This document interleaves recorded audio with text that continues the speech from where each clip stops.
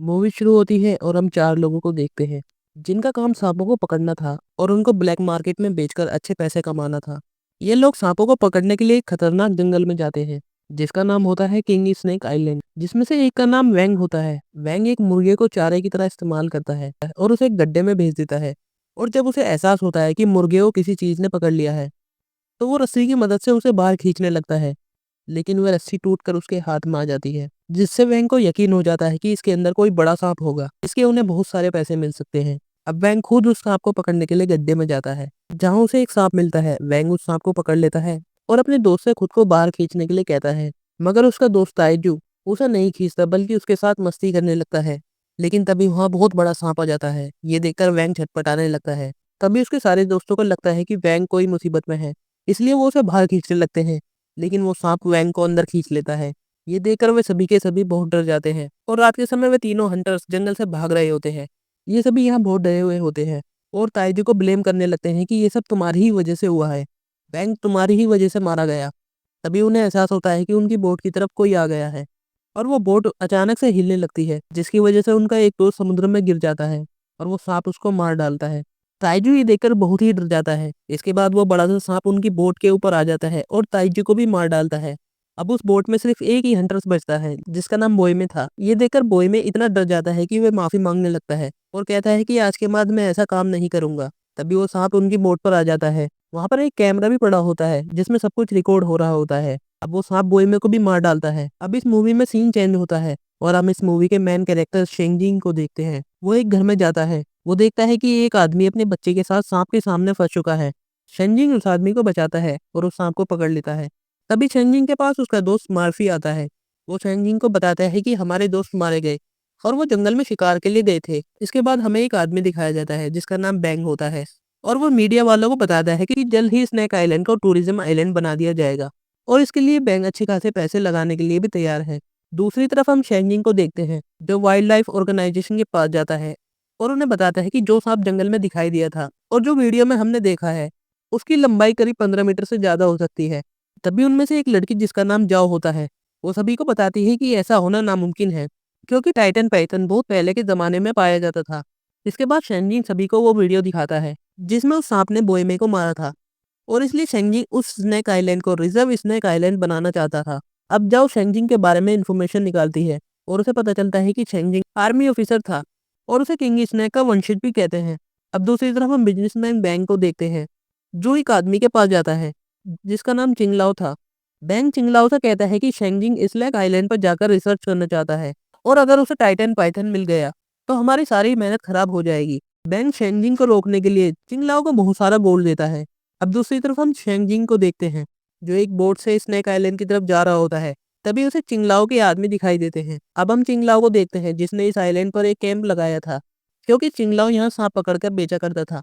तभी एक आदमी जंगल में जाता है और उसे सांप काट लेता है।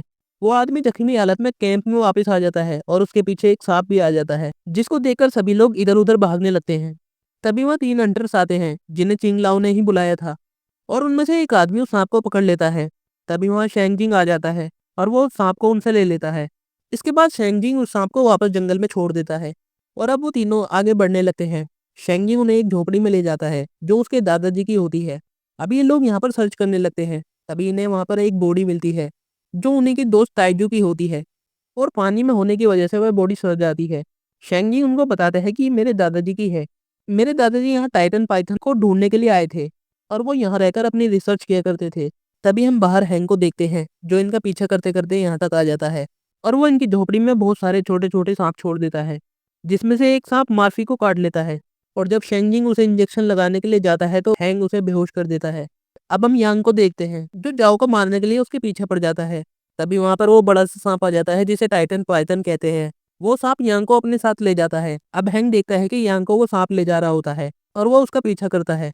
दूसरी तरफ जाओ देखती है कि मार्फी और शेंजिंग बहुत बुरी हालत में है और वो उन दोनों की जान बचाती है। अब अगली सुबह जब वो दोनों आगे बढ़ रहे होते हैं, तभी उन्हें हैंग जख्मी हालत में मिलता है। जाओ हैंग के ऊपर से टाइटन पाइथन की लहर को देखकर बताती है वो सांप अंडे देने वाला है।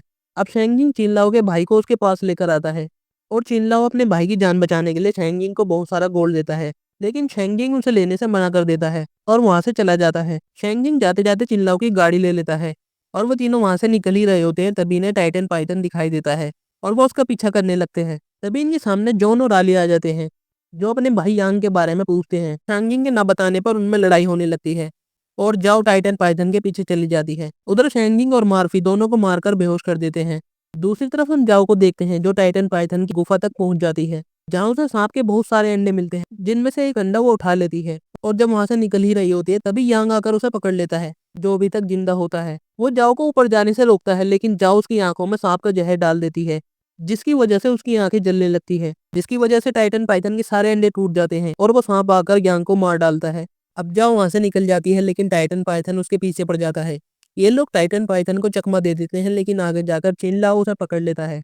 इसके बाद वो सभी को अपने साथ ले जाता है। चिनलाओ मार्फी और शेंगिंग को एक चारे की तरह इस्तेमाल करके टाइटन पाइथन को बुलाता है, और जब ये सांप वहां जाता है तो वो उन दोनों को मारने की कोशिश करता है, लेकिन तभी जाओ आकर उनकी जान बचा लेती है। अब यहाँ टाइटन पाइथन एक एक करके सभी को मारने लगता है। दूसरी तरफ चिनलाओ और शेंगिंग की लड़ाई हो रही होती है।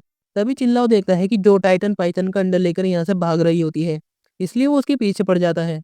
उधर शेंगिंग भी चिंगलाओ के पीछे पड़ जाता है। अब जाओ एक बोट में बैठकर यहाँ से निकल ही रही होती है कि चिनलाओ वहां जाता है और जाओ को मारकर अंडे को उठा लेता है।